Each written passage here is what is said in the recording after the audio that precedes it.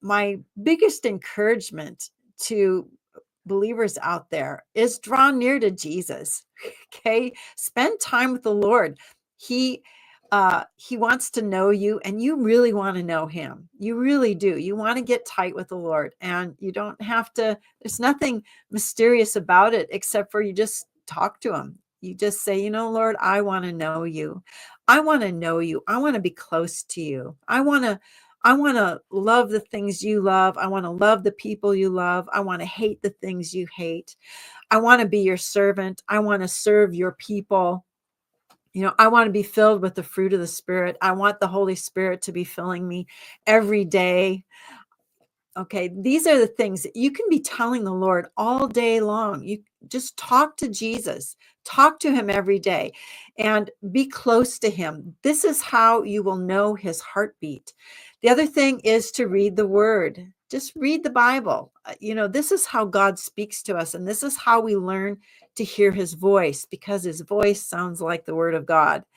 And if you don't know where to start in the Bible, I always encourage people to start in the Gospel of John. This is where we read the words of Jesus. There's more words of Jesus in that gospel than the other gospels. And I always encourage people to read the Psalms too, because this is where we really sense the heartbeat of fellow believers and also God's heartbeat for us and his love for us.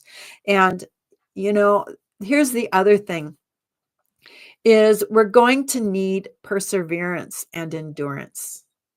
And a lot of people are really suffering and they don't know if they can handle one more thing, one more bill, one more phone call, one more illness, one more rejection, one more whatever. And here's the thing is that yes, you can. The Spirit of God will enable you to be able to handle anything that comes your way.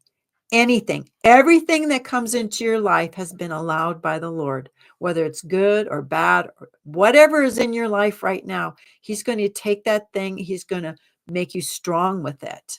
He's going to use that in your life. And so welcome even the things that are discouraging, welcome the things that seem to be hurtful. Paul said, give thanks in all circumstances, for this is the will of God in Christ Jesus for you. Okay, we give thanks in everything, and we can actually give thanks for everything because we know that God works all things together for the good for those who love him, who are called according to his purpose. So that's my encouragement is get close to Jesus, read his word, and decide ahead of time that no matter what, you're going to hang in there all the way to the end.